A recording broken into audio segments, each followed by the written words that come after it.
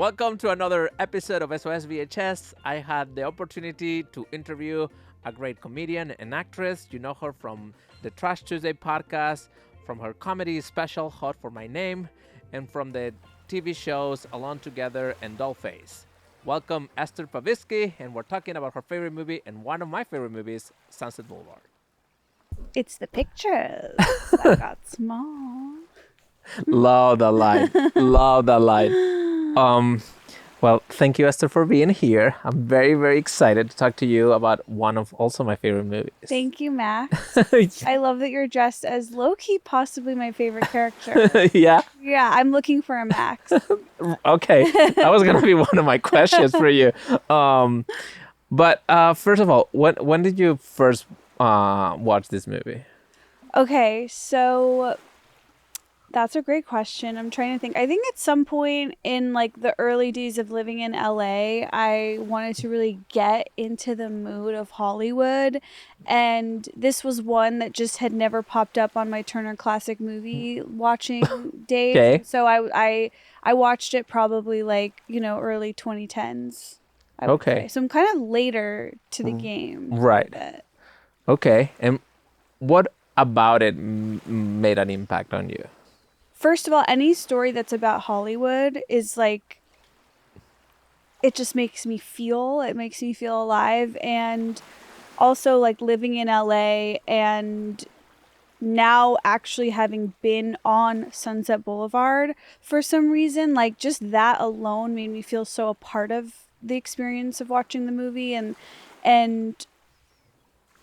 I mean, who doesn't relate to Norma Desmond? Like, people might like look at this movie at first glance and think, oh, that's a crazy kooky character, but like in the social media age, I'm sorry, but I do believe we are all Norma Desmond. Like there's no chance we're not. Yeah, I think it's pretty modern, a modern approach to like fame and success. Do you think it's a more of a, a life aspiration or a cautionary tale? Okay.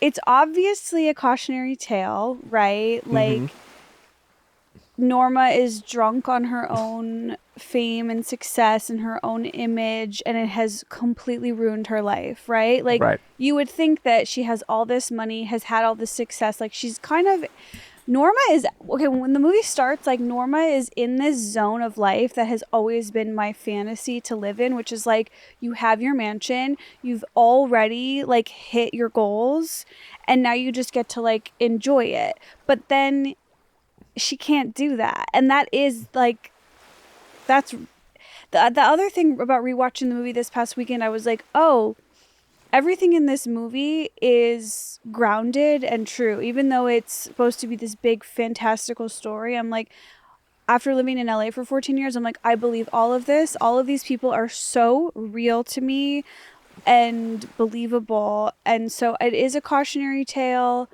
But at the beginning, you're like, I can't help but be like, God, I want that position in life. Like just me and my butler Right. alone in a mansion. It's Okay. like I've always had that fantasy of like being locked in a master bedroom and like the hiding from the world.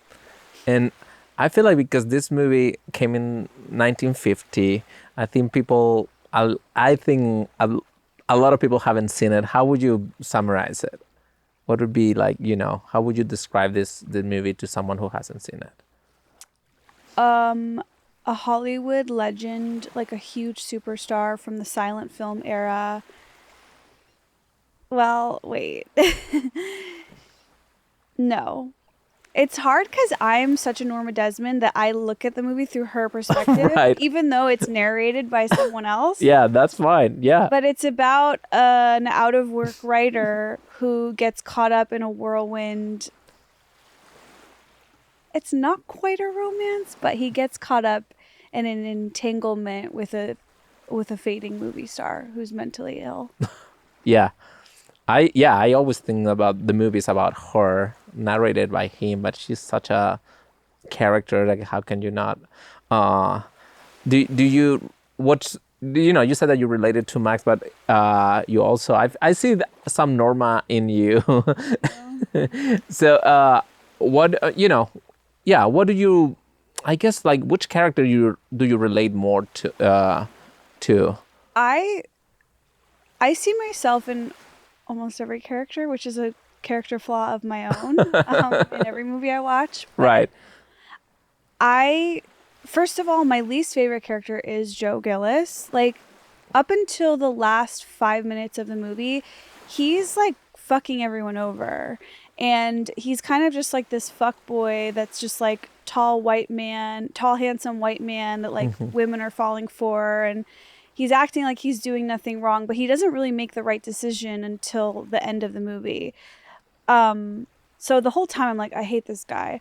But I see myself in Norma because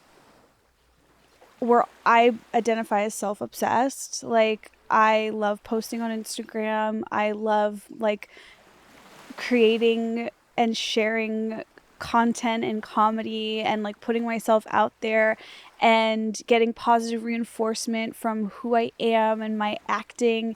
And so I really understand that like she's been out of work for 20 years and she wants to get back to work. And like, I totally get that. And then I also relate to Betty Schaefer because Betty Schaefer has like, you know, if you don't know the movie, she's this like young aspiring writer and she gets so energized and excited by working with Joe Gillis. And he comments in the movie about like her young hunger. And I like remember that and feel that at times. And so I really relate to that. And then Max, who you're dressed as, her butler, like he's just has the clearest objective. He's a protector and like a subservient protector. And there's something that I like this is where I have faults with Joe. It's like, Joe, just like serve Norma out till the end of your days. Like, just do that. That's the best case scenario for you. And I understand like how if I was Max, yeah, I'd want to live in this mansion and just serve this woman and like love her. And I don't know. I think there's something like that I'm drawn to about that role. Yeah, I don't know how obsessed with the movie you are, but when I saw it when I was 16 and I fell in love with Hollywood and all that. And I always wanted to make movies after watching this movie. Oh my God. And so, but Max is played by a silent era director called Eric von Stroheim, who was like huge in the German director in the early days of cinema. And the movie that they play when Norma is, tells Joe to watch a movie that she's on, like, is played by Gloria Swanson, but it is directed by this director. So it's like there's a lot of meta Hollywood in that movie, and I thought that was so fascinating. I love that. And I feel like that's something that I think of as what cool filmmakers would do today. And it's so cool that we were seeing that happen that long ago. Like even just Cecil B. DeMille playing himself And shooting one of his biggest success. So yeah, I think it's so fun to watch that. Also, like, I don't know if you remember the Waxworks, the people who are playing cards, her friends. Oh, they're all yeah. like silent giants. Buster Keaton is there, like, Yeah. and it's like so meta. I think it's the first like very meta movie that was about Hollywood. Which, when you see that happen, it shows that the movie is being made by a filmmaker that one, not only is so like plugged in and has good relationships, but also is like at the top of their game, is well liked. Because those kinds of people, as we know, like they don't just get out of bed like to do a cameo, Right. unless it's like really like artistically fulfilling. And so that it just adds to the layers of how this movie was like, everyone knew this was special. Right, he's a giant of the 50s and 40s, like Billy Wilder. Okay, so I think since this is one of your favorite movies, I want to use the diva as a compliment. Yeah. So do you see yourself as a diva, or do you want to be a diva? And what's the biggest diva you work with? I mean, I think diva, look, I think it is like a very anti-woman word. 'Cause Okay. it is used so derogatory. It's used in a derogatory way, but like, then there's also, yeah, that word is like hard for me because Okay. I don't view Norma Desmond as a diva at all. Okay, how would you describe her? I think she's a mentally ill actress. Okay, but she's a star, right? She's like Yes. larger than life character. Yeah. I guess maybe diva is the right word. Yeah, like I wish there was not that negative connotation with it because I'm really struggling with that, which is sad. Okay, okay, so let's change the word to star. Okay. Like that, like That you know. word's great. Okay. So do you see yourself as a star? Of course I do. Okay. Yes, I have gone through eras of my life where I don't see myself that way, and that was just sad, and not me being myself and me being influenced by outside negative voices and ex-boyfriends and people who are jealous of you and stuff. And I don't think it's bad to think of yourself as a star at all. I think that is like, you know, a positive, viewing yourself in a positive way, loving yourself and being confident in who you are. You can't really do this career if you're not those things. And I tried, and sometimes I still do try, like, to be kind of little miss, like, oh, I'm not that, oh, I'm nothing, I'm small, don't look at me, looking down and stuff. And my stage presence is not as good when I'm in that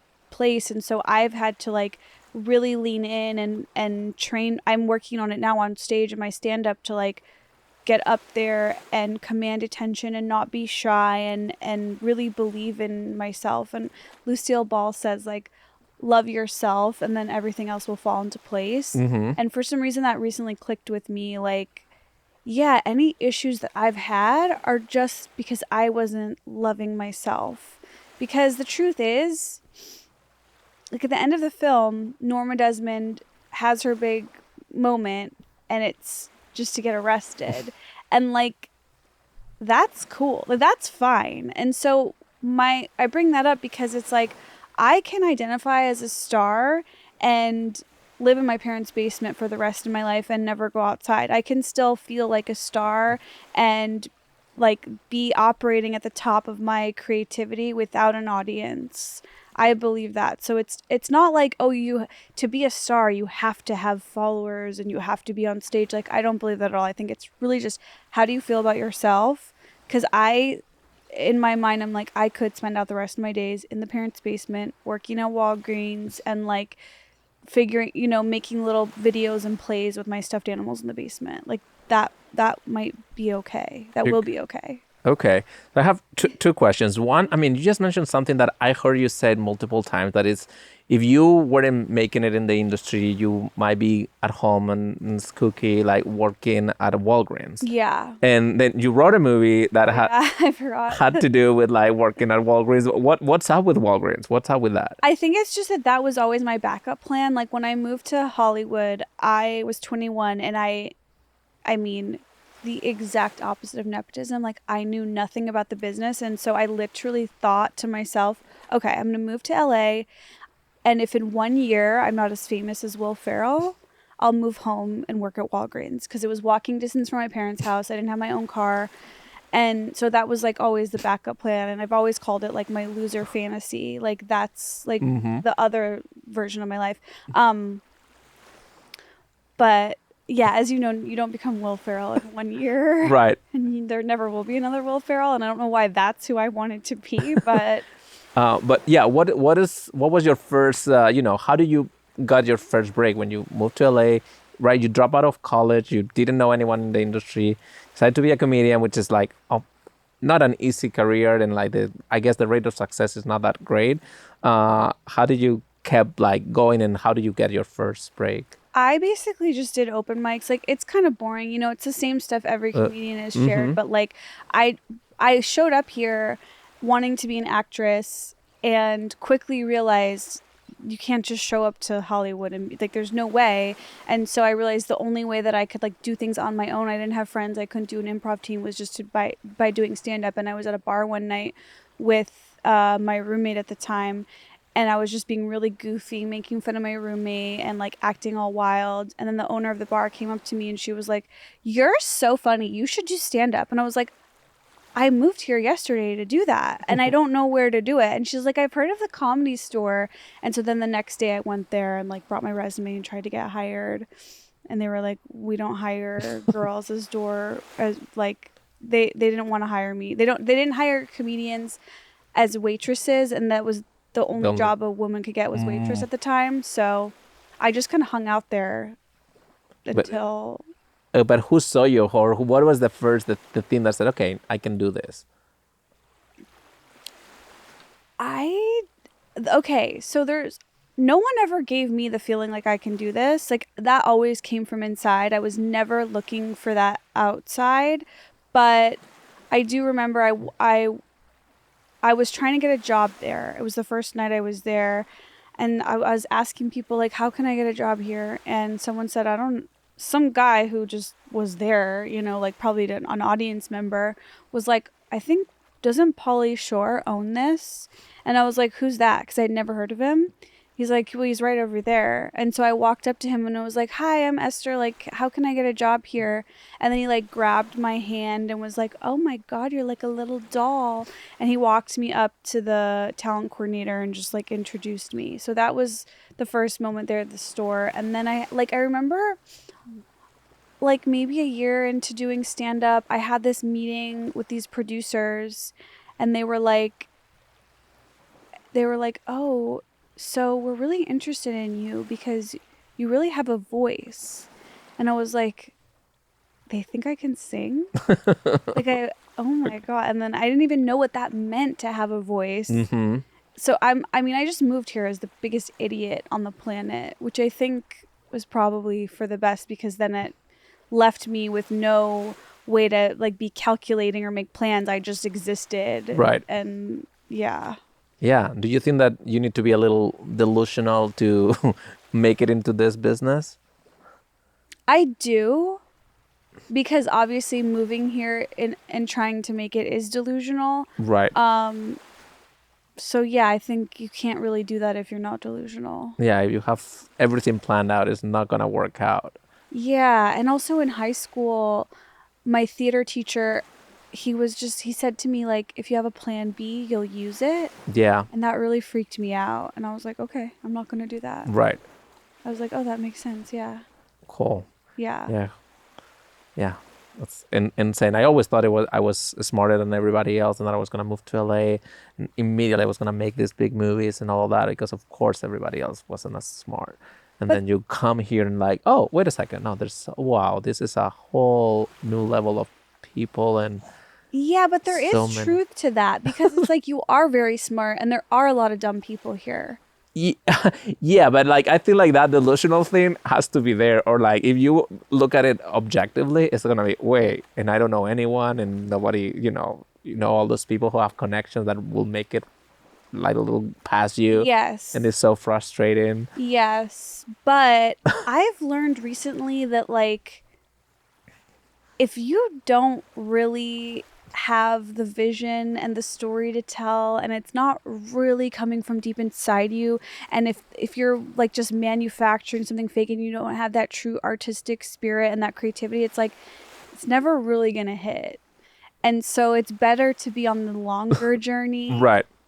And like, because when I think of myself and my stand-up and like over the last decade, I'm like, I hate everything I've ever said or done up until this last like 30 seconds. Like it takes a long time to become someone who like has something to say. I don't know. Are you very self-critical with the stuff that you have done in the past? Like, can you watch your special and say, "Oh yeah, I'm proud of that"? Or that's a good question. I think I'm actually less self-critical than most people. In fact, like I remember I went to this test show for the David Spade talk show, and it was me, Bobby, and Andrew. And we all like, it didn't go great, right? And we walked out of there, and Bobby and Andrew, I've never seen two grown men like whimper like little babies. Like they were so upset. They're like, "Oh my God, we bombed. Like that was so bad." And I was like, I don't know what you guys are talking. Who cares? Like, I just didn't care. And I've like, so I try to really lean towards like, things can go bad. That's okay. And maybe that's, Britney Spears's influence on me when she did her 2008 VMA's performance of Gimme More, and it was bad. And she said some performances are good and some are bad.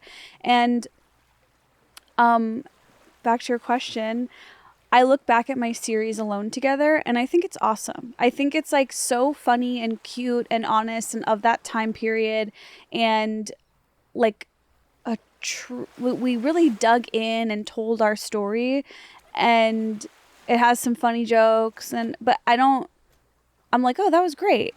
And I look at my stand-up special and I'm like, ugh, my delivery sucked, but whatever, it's cute, So I think there's some critical thought there, but I also try to be like proud of, nothing is perfect except Sunset Boulevard. Right. Hi, everyone. Are you a bad friend? Ever wanted a place to talk trash on a Tuesday with others? Or a stage to show off your tiger belly face tattoo? Or maybe you just need somewhere to talk about movies you could not live without. Right. So you are in luck. I have big news for you. 7X is launching a Discord server and you are invited. Oh, that is big news. So come, share with us your favorite memes, tell us what you ate last night, or even give us unsolicited opinion about the TV show that you love and we haven't seen yet. We can't stop you. So, click the link in the description below and join the fun. I'll be there giving a whole load of health and wellness tips. I'll see you there. 7X Discord. Now, Andres, I got a bone to pick with you. You have to stop saying that. Never. Back to the movie, and I want to go back to a lot of the things that you said, but just to include something fun. So the movie opens with a guy, who's drowned in a pool, and I know that you cannot swim. Is this something that are you worried about drowning, and why can't you swim? No one ever taught me to swim or ride a bike. I was watched, not raised. I was kept safe in a room and no one interacted with me. And I also think I was a very difficult kid. And so if I resisted wanting to learn how to swim or was scared of the pool, my parents were just like, okay, forget it then. So they didn't push it. But I'm actually not afraid of drowning because I never go near water. Okay. I have systems built in place to protect me from drowning. I'm scared of dry drowning. Have you heard of that? I have not. There was an Oprah about it in the early 2000s, and it's when little kids would go into water and then breathe in the water in their lungs and then drown hours later. Oh. But then I researched it and it's only ever happened once in the world. So it's probably not going to happen to anyone ever again. Are you a hypochondriac? I used to be, and then I started taking Lexapro. Okay. So now I'm okay. Okay. And yeah, I also heard you say a couple times this. I love that phrase, but of that you weren't raised, you were watched. Yeah. And I imagine that. So how does your relationship with your parents and your upbringing have to do with your career path and I guess where you are today? I think it's all really when those people pulled me in a room and told me I had a voice, that all just comes from the way I was brought up and I have anxious attachment, and that makes me have this very clear point of view on dating, which is always always getting dumped and always suspicious of the guy and wanting to spy on him. So I think for everyone, however your parents raised you or didn't raise you is how you are operating in the world today. And so for me, it's just I'm doing that while trying to make people laugh kind of at me. My laughs are at me, which I prefer. I don't know. Well, yeah, I mean, I guess Norma has something of that, that she grabs, to his, nobody leaves a star. That's one of her lines, right? But you mentioned, so your parents and I watching your special, and they're very critical. And you mentioned in your special that kind of failure doesn't really faze you. That you were so used to not getting, I guess, validation. Yeah. At the same time, like as an actor and a comedian, you are always looking for validation, like Yeah. externally. So, for example, are you afraid of bombing, or is something that does Not at all. Not at all. And in fact, so my parents don't think I have any talent, except my mom says my talent is getting what I want. And my dad says my talent is handling rejection. Because this is a common theme too, that like I've seen amongst like theater kids. Us theater kids in America talk about this. Tell me if you've like heard of this concept, but basically like all the kids in your high school who got the lead role all the time, the second they go out in the real world, they cannot handle the rejection and they quit. But then there's the girls like me, who never got the lead, always tried, never gave up, always was cast as like a tree or a chorus girl. Right. We go out in the real world and people say, no, you're ugly. No, you're not funny. You're not pretty enough. Like, we can handle it and we keep going. And so that's why I think like we're just getting used to rejection is a life skill. And I know it's kind of like almost embarrassing to tout that because it's like, oh, you must suck. But I'm like, you have to get a million no's to get one yes. And I also was a child actor for 1 year. I did like commercial auditions and stuff in Chicago. And I remember when I was like in 4th grade, the agent sat me down. She's like, go into every audition like it's yours already and then leave like it never happened. Forget about it. Love it. Yeah. And so that always really stuck with me and helped me. And also they also would tell you that for every 100 auditions, you might get one. And so that, So your brain was prepared. Yeah. Because I think it's I deal with a lot of like younger people too that want to make it in the business, and I think everybody's so fragile, and I'm trying to tell them like that they have to build that like thick skin, and that you cannot be all personal, and that you can, that it's not about you. It's like, you have to be able to move past. But I haven't seen it successfully. Like, it's always like, yeah, you pretend that it doesn't affect you and then you go cry, but it looks like with you it's like, no, you can handle it really well. Totally. I mean, that doesn't mean though that there's not like roles I really want that I don't get, and then I'm like, oh, I really wanted that, but these days there's nothing I get that I don't care about anything. Yeah. If anybody's casting for a skeleton, can you guys let me know? So Joe, the protagonist, he's a writer. He has made a couple B movies. He's a little down on his luck, but he's a mediocre writer. He's not a super talented guy. And it looks like, he has a hard time making it into the business and all that. On the other hand, I think you're living in a moment where like, you had a lot of success, but podcast, TV, your stand-up comedy, and I read that a couple years ago when all of that was happening at the same time, that at the same time you were feeling unfulfilled or depressed or like not happy with all that success. And I guess my question is like, do you think there's is achieving your goals something that doesn't fulfill you, or that idea like you will never achieve your goals, that you keep moving that finish line forever? So I learned a very valuable lesson when I like achieved all of the things I wanted to achieve, which at the time was a stand-up special, was being cast, as the funny friend on a sitcom, which was at the time with Dollface. I learned that all your dreams coming true does not fix your problems. It doesn't make you wake up and suddenly your childhood wounds are healed and like you love yourself. It doesn't happen. And that seems like a very basic lesson at this point, because I think it's been talked about so much in our culture, I hope. And also like, again, I was still that person that like, it was the same brain that thought I would become Will Ferrell in a year. I was so naive to think that like I would get these goals done and then that would be it. And it almost relates to Norma Desmond, because it's like you look at Norma and you're like, why can't she just enjoy the mansion? And you're like, it doesn't work that way. Mm-hmm.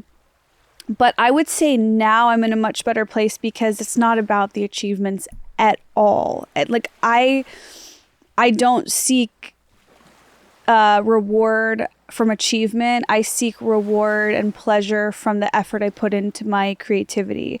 So I've like protected myself from that sort of delusion of thinking that like the role or the money or anything is gonna like fix me. It's more like, oh my God, I wake up and I'm thinking about, I'm watching a set from last night and I'm like thinking about a joke and I'm thinking just about like, what's an idea for social media or like putting an outfit together. I know that that's something that maybe sounds frivolous, but that's really fun for me right now. And so to me, it's all about, I hate to use the J word, but the journey, not the destination. And that has really shifted and changed the game for me. Oh, that's very healthy Yeah. approach to it. I feel like, this business like breaks people a lot, and even like success cannot, can make people like turn into people they didn't want to be. Not just money, but well, I guess what would be your definition of success? Creative fulfillment. Like getting on stage, saying a new bit, performing a new bit, and me loving how it went. And I actually saw this advice. This was social media advice that I thought was really wise. Someone said like, know how you feel about your post or your video before you post it, because whether people love it or hate it, like know what you really feel beforehand, because that's all that should matter.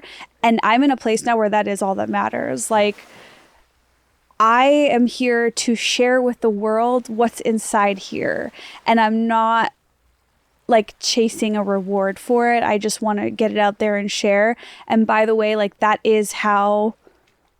where the best stuff comes from. Is like me talking recently. I've been talking a lot about on stage and on podcasts, like how when I was like 10 in the 90s, I would like try to cyber sex with people in AOL chat rooms. And like the way people are responding to that is like they relate to it.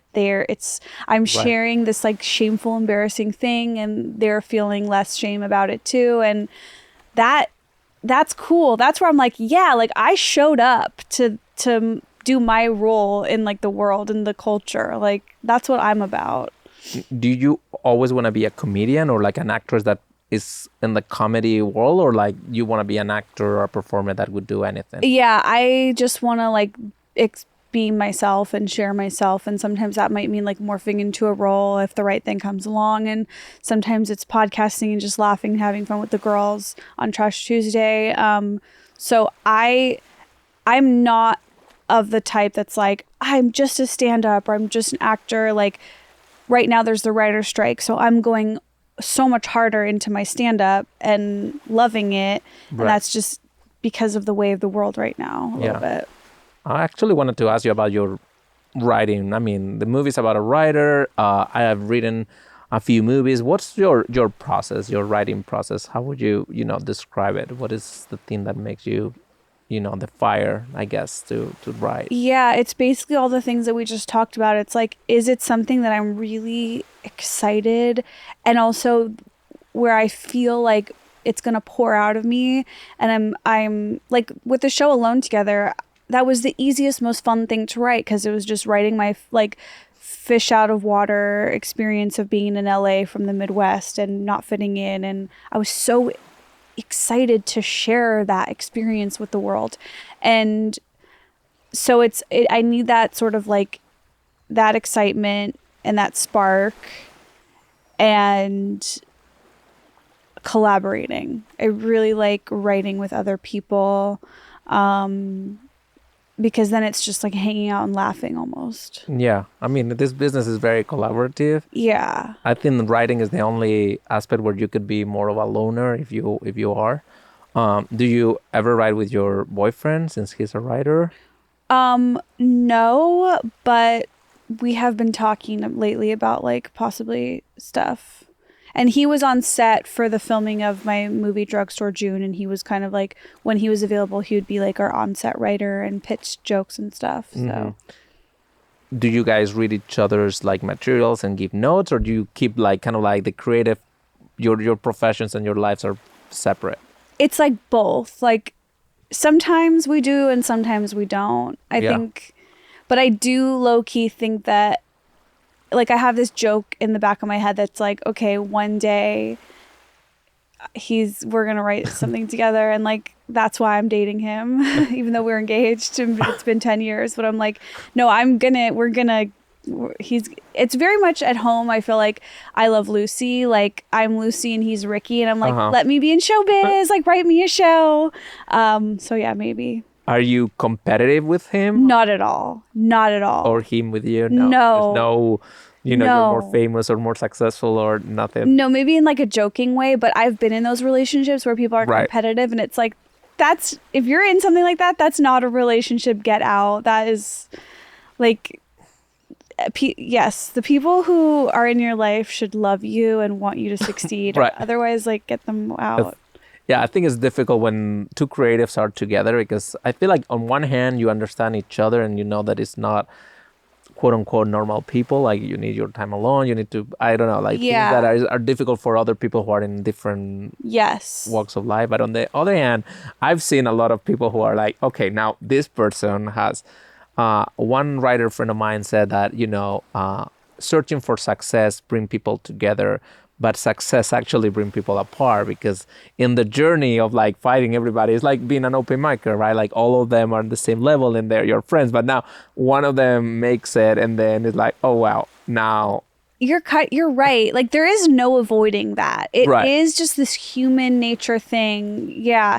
I mean, does your wife, is she creative at all in this way? I mean, she's not in our world at all. So she's in, she's an epidemiologist. So, I mean, her way to pitch herself to me was like, oh, have you seen Contagion? I'm Kate Winslet. I'm like, oh, I'm a virus detective. I was like, okay, what is that? And then with the pandemic and all that, everybody kind of knows what that profession is.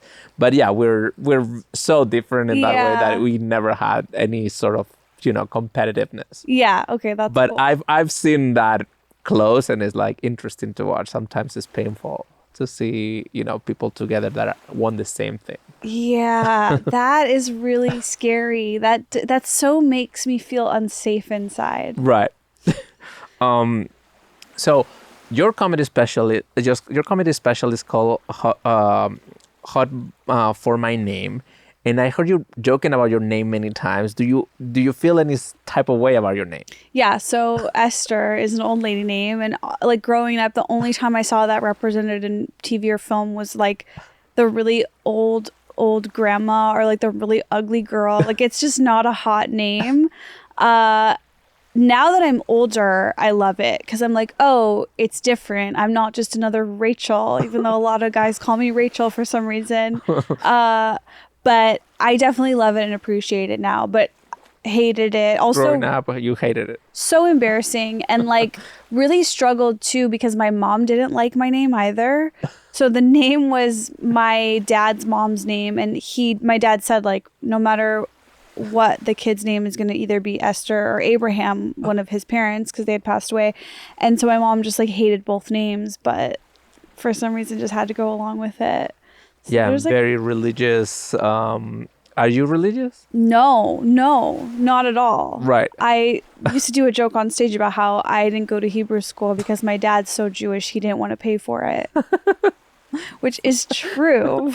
Really funny. Yeah, I really enjoyed your relationship with your parents. How did they feel after watching the special again? I was left like asking, how do they feel about it when they watch it? Are they, do they change their perspective about you? Like, no, they love it. They love the special. They love themselves in it.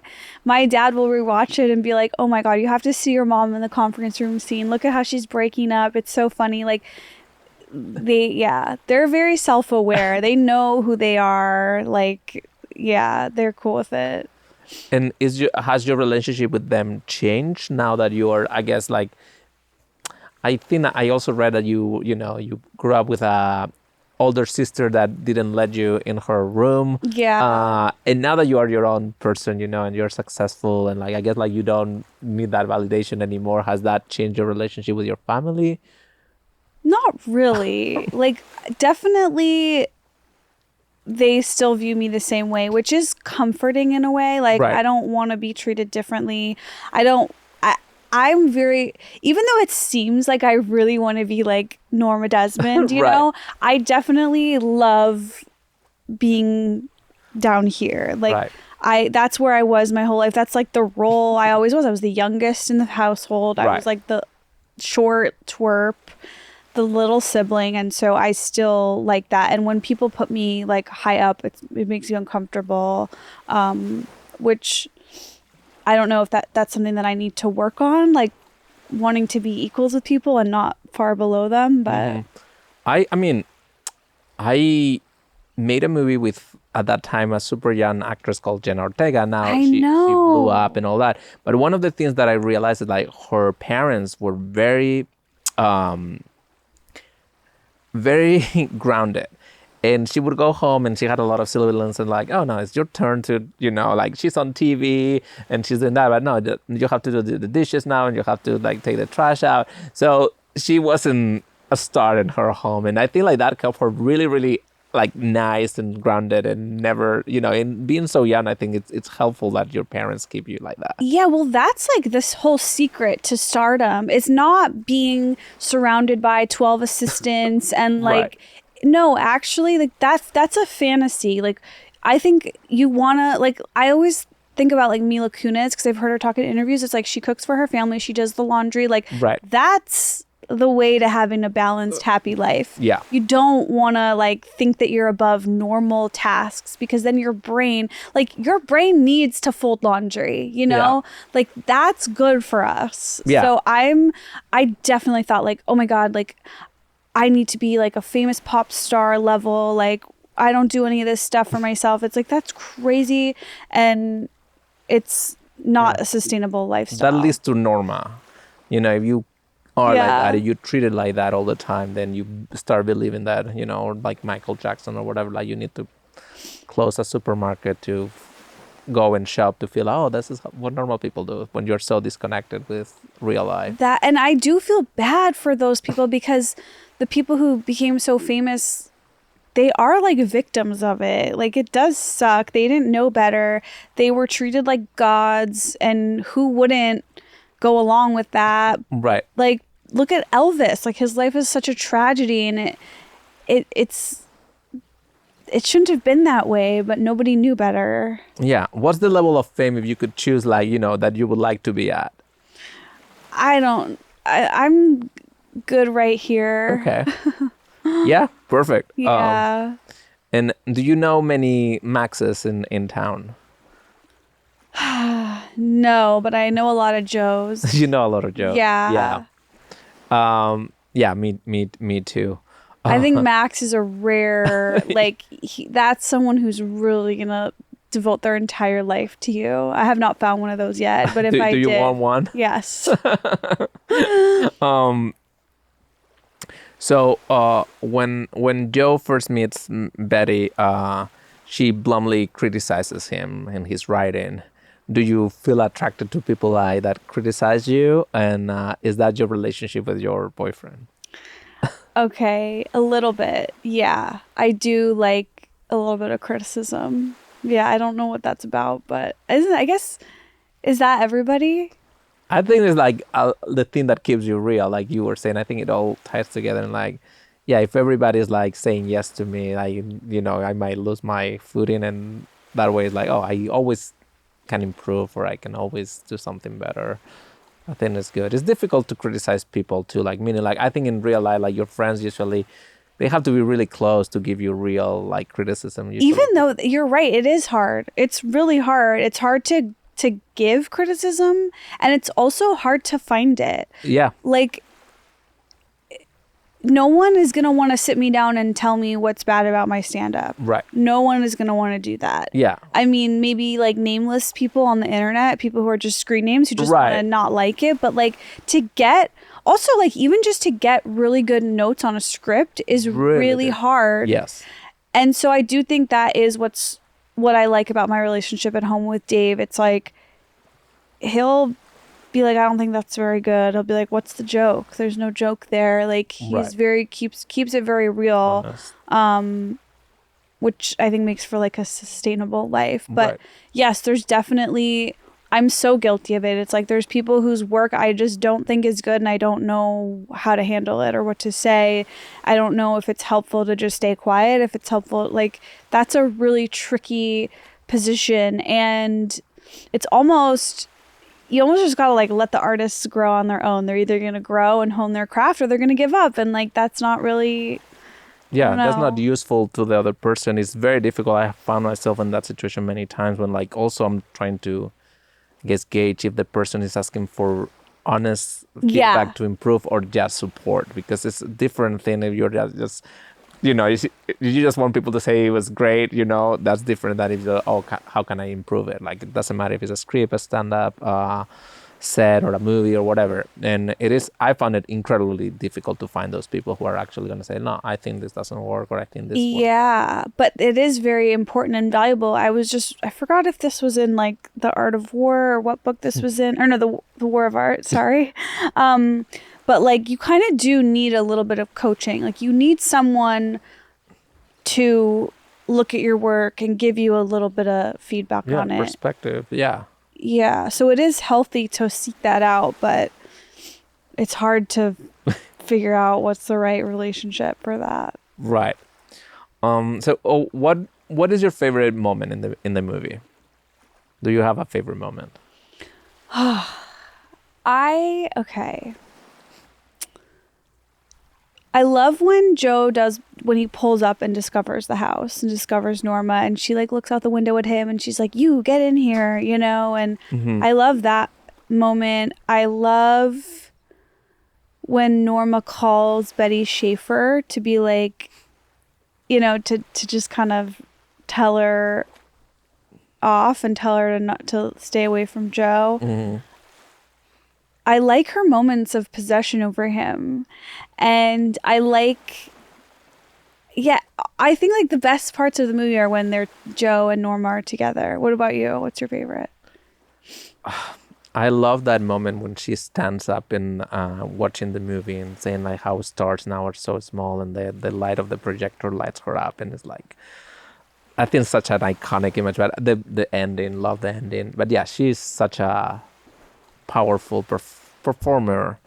And it's also funny how like she wasn't like that in real life at all. She was like super happy actor, like working on TV. She had her time. Her prime time was in the 20s in the silent era, Gloria Swanson. But she was a super happy, wealthy person, and she was, I think Billy Wilder tried to cast Greta Garbo and more famous people at the time, and everybody passed on it. And then I think. I forgot who told her, like one of her friends, like I think it was Frank Capra or some big director, said like, you're gonna be remembered by this.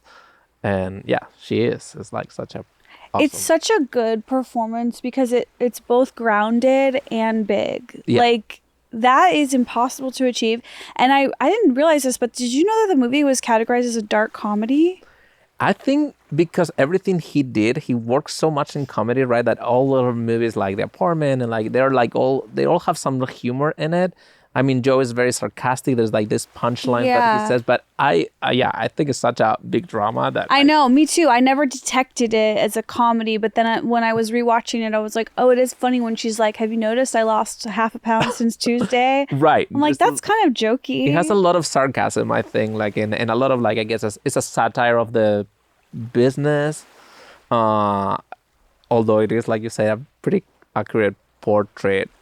Totally. Like, don't you 100% feel that is realistic, that this woman would fall in love with him and want to control him and buy him things, and also feel like this guy Joe, who like needs money, would just try to take advantage of this old woman until he can't take it anymore and needs to get out, and like everything feels so grounded and real. And then even just like the moment where he escapes to that New Year's Eve party with all the young people, where he was like, I just need to be around young, happy people. Yeah, and he's dressed with, everybody's looking at how he's dressed and all of that. And I completely understand him.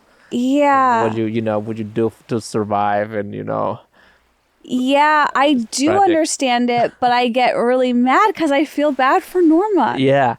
I think it's tragic for all of the characters. Yes. Because also Max, he's in love with this It was his first wife whenever she was like Those 20. okay, those are also my favorite moments. It's almost like the Alfred Hitchcock like twist moments where you learn like the dark twist that he was her first husband. Like that, I love like a juicy, dramatic reveal. Yeah. And he feeds constantly her illusions to keep her like going. Yeah, it's I don't know. I think it's a super powerful movie, like the narration, everything. Also in terms of like the movie making part, I always love the photography, the fact that it starts with a dead guy telling the story. I never seen that. That is like an underrated, well, probably not underrated, but for me, like I never think about that moment, but when I think about movies that I love, they have to start so hot and big. Like I always say my favorite kind of movie is a movie that starts with a bank robbery. Like I always think of The Dark Knight, or what's the movie, Dog Day Afternoon. Like, and to me, I know this isn't a bank robbery, but it's like dead man in a pool. What's going on? Yeah. It's very dramatic. It takes you in, because I'm like everyone else, like I get bored really easily, and so I just want a big splashy it was very start. modern in that way. I think like every movie now starts with a little like hot opening thing, and then it goes back to slow narration. I don't know if you know that the movie opened actually with the corpse being dragged into the corners, and then all the dead bodies would start talking to each other, but people laughed so hard on the test screenings that then it kind of broke the mood of the movie, or the tone, and then they changed it for that opening. Really? Yeah, it's kind of interesting. I never seen that opening, but I read about it. I would love to see that. Right. That sounds really... Corpse is talking? Right, indeed. So another thing that I heard you said a lot, and that I saw in Norma, is that you have thrive on jealousy. And I guess my question is it that bad, or was it that bad? And would you ever kill anyone? I will say this, I really feel for Norma. She's in love with this guy, even though it was very one-sided the whole time. I get why she shot him. Like, I do get it. And I wish that he would have just left, or, earlier in the film before she was too in love with him. But yes, I used to be very jealous in relationships and very possessive. And so I very much relate to that. But now I've learned after I've worked on myself, and like, you can't be too attached to other people.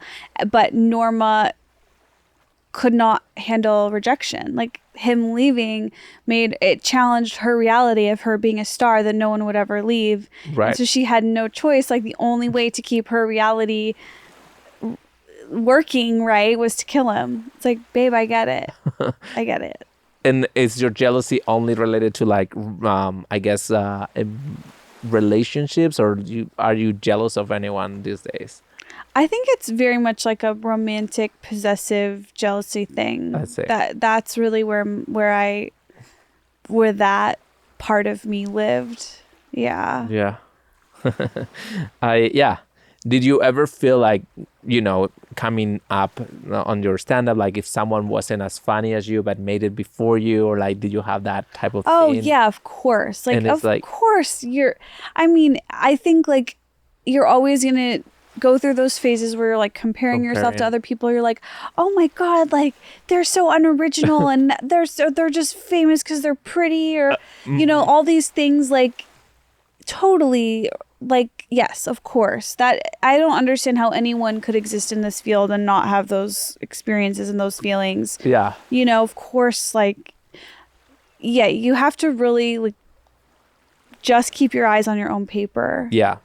And really practice that and live that, because that's kind of the only thing that matters anyway. Yeah, I think it's difficult, but I agree 100% that it's so easy to compare yourself and to feel like something, so all this, like this Also, director made it at 26. And yeah. Like, Totally. It's like, bitch, I'm 35. Like, right. People are 22 and they have everything. But I remember when I was younger, I really, like, we did not have a lot of money growing up. And I remember my dad would always say, like, if I wanted something that we couldn't afford, he would say, like, look, there's always going to be people who have more than you, and there's always going to be people who have less than you. And that has really stuck with me. It's like, oh, whenever I even get a pinch of any kind of feelings, I'm like, hey girl, like always people way ahead, always people way. So just like be grateful for where you're at and just stay on your path. Yeah. Easier said than done for sure, but with practice, like anyone can get in that mindset, I believe. Yeah, I have to go through the same thing of like, yeah, I can't. I have to just focus on my own lane and let, people do their own thing, because if not, it's gonna be torture. Yeah. Okay, so in the movie, there's a scene where like that you kind of mentioned before, where like Norma goes through this insane beauty routine, and I was wondering, do you have a beauty routine? No, in fact, that is the most sad moment of the movie for me. I hate that. Like, I love it, but it makes me really sad because she does all these like facial treatments and like, the face mask, and I hosted a beauty podcast for 3 years, and I don't believe in any skincare stuff. I think it is all like marketing, all just trying to make money and prey on like people's insecurities. I'm sure some of it is scientifically backed, but I'm like, I don't care. My thing is like, I'm dealing with the looks that I have. I'm going to make the most of these and not be desperate, because that's like, again, that's like such a sad part of it, is like her desperation to look younger and more beautiful. Well, gosh, if I see that, I'm like, Norma, like you're so much more than your looks. You're like, you've lived this fascinating life. And if you could just tap into reality and discuss and talk, you would be so interesting, and you'd have so much validation through that way, rather than just like trying to have perfect skin. Right, but even today, if you're a woman and you are a performer of sort, you have to deal with some sort of like comments, like, and I'm not even saying the mob online and all that, but like things where like you're too tall or too short, or you're too skinny or too fat, or you're too blonde, or for to get a role. And like, so I guess like you deal with this the same way that you deal with any other rejection. Yeah, I mean, for years people would say, well, you're not skinny enough to be the pretty girl, and you're not fat enough to be the fat girl, so you need to figure it out. Like, you need to pick one. At the open mic, I would try to get on stage, and someone's like, I have to put the other girl up, she's prettier than you. Like, totally, yes. And it's kind of funny. It didn't get through you. No, who cares? Like, everyone, I also believe like everyone is ugly, everyone is hot. Like, you are what you want to be. And how would you teach that to? I mean, I see a lot of like younger people, like not even related to the industry, but that all of those comments like really tear people down, and there's like a lot of like, they go through very dark phases at 15 or 16, where like everybody's telling them that these ideals of beauty, they are not conform to that. Yeah. So what would be your advice, or how would you? I always look at it like, if I want 100 people to like me, I have to also agree to the deal that 100 people will hate me. That's like the deal I've signed up for. And in order to find those 100 people who really like me, I'm going to also meet those 100 people who don't like me. And that's just the way it is. And I can't change it. And that's the deal I'm making. I'm signing up, and I'm doing it. I like that. Yeah. Like, there's no, because you know what? Nobody, sorry, my nose is running. Very hot of me. Nobody is loved by everyone. Nobody is hated by everyone. Like, that, there's this great old ad. It's like from an ad agency. Like, back in the day, it was like, I can't tell you how to be successful, but I can tell you how to fail. Try to please everyone. So that has really helped me. And also the haters help me, because I'm like, oh, people are going to hate me no matter what. Yeah. So I might as well be exactly who I am, exactly who I want to be, true to myself. I can't like fake fit into some kind of mold. Like, I just have to exist as myself, because either way I'm going to get hate. I might as well get hate for like being true to who I am and how I'm comfortable and happy. Yeah. Also, do you think like in Hollywood, like people like would trade power and like wealth and for love? Do you think that people make that choice? Like, well, in the movie, Joe definitely is making that choice, and then decides to, at the very end, kind of like, I'll make it. But do you think like that's what you see around? What do you mean? Like people would rather sacrifice their relationships or their like the chance for like having like love in order to get, the role or the. Yeah, I'm sure like it's hard for me to put myself in those shoes because I'm in a relationship.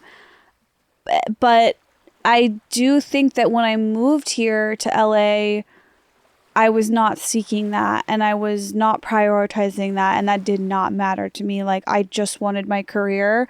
So I think in that sense, like, yeah, prioritizing yourself and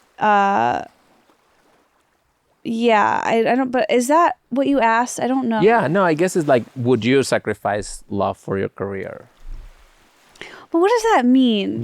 Would you put, so the rate of success in terms of like marriages and relationships and people who are very career focused or very, is lower because like, oh, you would take the movie and then like, I don't know, when Penelope Cruz and Javier Bardem got married, they decided to work less. And if someone is working, the other one is not working, so they go together. I see what you're saying. My career comes before that for sure. Like, but we're both like that. We're on the same page. It's like, if there's any kind of job where like, he's going to go out of town, there's no question. I'm like, you do that. Like that comes first because those are our values. I don't know. Yeah. Like, and I think because we're on the same page, it works. But I think if one person was and one wasn't, that wouldn't work. Right. I think that's why it works well that you guys are both in the same world. Yeah. That, But I firmly believe like nothing gets in the way of like my passion and what I want to do creatively. Like that is, that's really important to me. Right. No, I think like if not, you would resent the other person probably if they are in the way of you getting what you want. Yeah, exactly. Yes. Yeah. And also you can't control, like I could never be like, no, you can't do that. Like that's never going to, that would backfire. That's what backfired on Norma. Right. She tried to control Joe and he hated her. Right. If she would have just been chill and maybe all would have worked out. Right. Okay. Final question. What is your favorite Norma quote? I am big. It's the pictures that got small. I like that one. Love that. I'm a star. Nobody ever leaves a star. Any others? That you like? Oh, I love a lot of them, but she says at one point, like, we used to have faces, now everybody has to ruin it with talking. I can say anything with my face. Or like the final, like, I'm ready for my close-up, Mr. DeMille, which is misquote, but it's such a pop culture thing. I think people know the quote, but they don't know the movie. Yeah, no, it's true. I knew the quote long before I knew the movie. Right. All right. Okay. So we have a couple little like game things that we do, and then we'll wrap up. So does the skeleton want to ask Esther some questions? Here we go. Okay, this is kind of our trivia to see how well you know your favorite movie. Okay. Ready? Ready. What is the name of Betty's fiance? Artie? Correct. Okay, yay. Good. Wow. Which I feel bad for him. He seems great. I want her to... That feels very real to me too. Like, I know. I experienced those moments where like, hey, he's your best friend, right? Like you see them and it's like they are good together, but then there's an attraction here that you will see how it's gonna develop. Interesting. Yeah, because Artie's awesome. Like he's funny. He's really funny and likable. Yeah, I noticed that this past time rewatching it. Like, oh, he's not some like idiot. He's actually like great. Yeah. What is the name of Joe Gillis's baseball movie that Betty harshly critiques? Oh, shit. Does it have the word summer in it? Something to do with sports. Anything that has to do with sports, I tune out. just blank out? It's all the, what is it? I don't know. Bases loaded. Oh, okay. Yeah, I would have never. I don't clock that stuff. Yeah. What actor played Joe Gillis? William Holden, Yeah. which he's like a big star, right? He was after this movie. He wasn't a big star. I think like Billy Wilder won a Fred McMurray, who was his star in Double Indemnity, which is another movie that I love. Oh, wait. Love that movie. What is that about? Double Indemnity is about this insurance agent who falls in love with this Oh my God. fatale. I just started watching it and then fell asleep, and I was like, I need to watch this. Yeah. Dave's dad was making us watch it. Yeah. It's a beautiful movie. Okay, I'm watching that tonight. I'm excited. All right. How many times has Norma Desmond been married? Fuck. I know that this is interesting because I know Max says that he was her first husband, but then I can't think of other husband references. He only mentions once, I think, that he said like she was married 3 times, right? That's correct. Yeah. That seems like the Underestimate right. win. 3 is like the right number for divas. Right. Kim did 3. Uh-huh. Yeah, so okay. At a clothing store, Joe Gillis is encouraged by the salesman to get what kind of coat? Is it wool or some special type of wool? Look, I think I want to mispronounce it, but I've been obsessed with this because I've never seen something like that. Because I think they offer her camel hair, and then he chooses like something like bicunian. I don't know what it is. I've never seen one of those. What is it?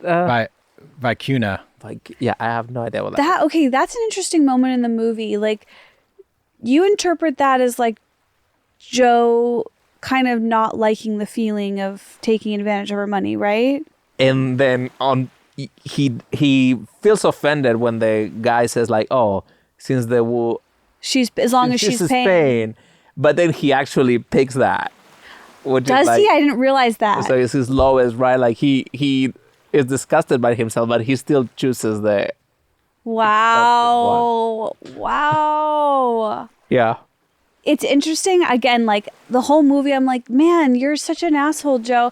But then at the end, he really does make the right choice. He's like, right. I can't take that girl. He's like, I got to get out of here and I got to move to Ohio and just get a normal job. Like, yeah, he finally does figure out the only way out for him, which is like the respectable choice. Yeah. So then I'm like, all right, it's a little too late, obviously. Yeah. All right. How many Academy Awards did Sunset Boulevard win? Oh shit, I don't know, but I'm gonna guess 6. I think it was nominated for a lot, like 10 or something like that, but I think it only won 3. Correct. Which ones? Best picture? Writing. Best writing, best art direction, best music. Probably was best black and white art direction because back then they had like black and white photography Really? and art direction, and yeah, that time when like they had both running. Wait, I can't believe she didn't win Best Actress. I think it's only one of the 3 pictures who had 3 movies that were nominated for the 4 acting categories that didn't win any. That, man, I mean, we all know that stuff doesn't make sense anyway, but Right. that really doesn't make sense. Yeah, it doesn't. It's like, come on, you guys. Yeah. What kind of money trouble did Gillis have at the beginning of the film? His car was getting repossessed and he needed like $240, I think. Correct. Yeah. Yay. Cool. Very good. You know the movie really well. So now we have a section. So in this island, we get offshore. Some of the reviews. So this section is just basically you have to defend your movie from like what some reviews. Oh my God, fun. Have said about it. So the title of this review is Nope. So I imagine this is a review that is recent. We tell the scene but not the sinner, so we don't say who wrote the review. Okay. But it says, I can't believe I watched the entire movie just so I could hear Gloria Sanso's famous Mr. DeMille, I'm ready for my close-up, horrible overacting, and I can do without the narrating through the movie. I like it better when it was called Whatever Happened to Baby Jane. What year was this review written in? I don't know, but I imagine it's like, with a title called Nope, I would say like it's a recent viewer or, in the last 10 years. Okay, I have this new theory in life, And it's that whenever someone is bored or doesn't like something, it's because they're stupid. Okay? You're stupid. And this person is stupid. And they're not embarrassed about how stupid they are. And I applaud that because I used to be you. I used to not care how embarrassing it was that I was stupid. So this person will eventually realize that this is embarrassing. But it's just like, you're wrong, bro. I mean, but again, all entertainment is subjective. So maybe you grew up, like eating, I don't know, you're not normal. Okay. Are you usually a harsh critic of when you go see a movie? Do you because like I feel like sometimes like I know how much work it takes to make even a bad movie. Yeah. That even when I really don't like it or I think I also say, wow, like, it's before saying dismiss it with one line and saying, hey, the work of like 200 people is like just a piece of shit or whatever. I feel like, okay, wait a second. It has to have something that I like, or I look harder for those well, moments. that's the other thing about like being a critic in general and not really being thoughtful about it. It's like, yeah, it's easy to sit there and say things suck. Like it's easy, and that's why I don't have respect for that part. I respect people who make things even if they're bad. Right. Like take a risk, do something cool. And in terms of being a critic, like how do I view movies? My bar is pretty low actually. It's just very specific. It's like, did I have fun? Did I like this? Because a lot of times I'll see a movie with Dave and he'll be able to break down for me why it was a bad movie. And I'm like, yeah, you're right. That was bad. But I'm like, I had fun, so I liked it. Right. So like, how can you compete with it was fun? Like that's such a success, even if it's kind of like a bad, weak story or whatever. Right. I don't know. Totally. I agree with you 100%. All right. So I think like we come to the end, and I think the skeleton wants you to do a final, if you could do the final monologue of the movie. Okay. Yes. Since it's one of our favorite moments, and we'll close it like that. Yes. I don't know if you remember it, but No, do you have the script? I have the script for you. And the first, they're the same thing. The first one, we just changed a word from picture to podcast. Okay. But you can choose whatever you feel. Oh my God. Okay. Oh, wait, I can't go on with this scene. I'm too happy. Mr. DeMille, do you mind if I say a few words? Thank you. I want to tell you all how happy I am to be back in the studio making a podcast again. You don't know how much I've missed you all. And I promise I'll never desert you again, because after Salome, we'll make another podcast and another podcast and another podcast. You see, this is my life, and it always will be. There's nothing else, just us and the cameras and those wonderful people out there in the dark. All right, Mr. DeMille, I'm ready for my close-up. Yay! Yes. Awesome. I love that when she says she's too happy. It's like, whoa, that's crazy. It's such a good moment. Well, thank you so much, Esther. It was awesome having you. Thank you for having me. Yeah.